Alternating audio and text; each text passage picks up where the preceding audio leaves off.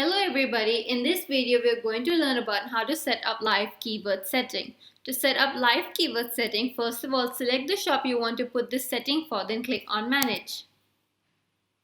After that, in the auto reply section, click on keyword replies.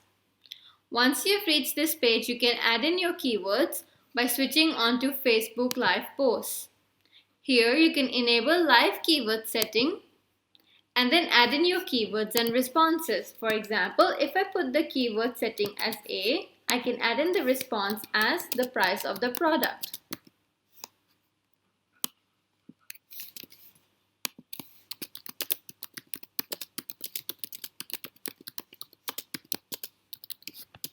Now, if I want the response to be sent in the comment, I will turn on the comment reply. But if I want the response to be sent as a private response in their inbox, I can turn on privately reply to a comment.